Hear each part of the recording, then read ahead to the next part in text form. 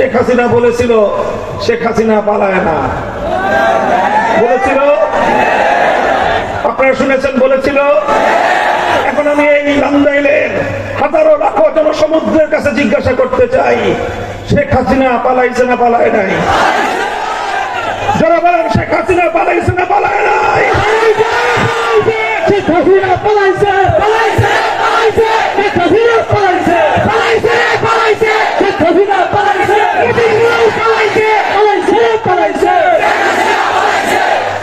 যারা শেখ হাসিনাকে নেত্রী মেনে রাজনীতি করেছিলেন, এখন তো অন্তত আপনাদের শুভবুদ্ধির উদয় হওয়া দরকার।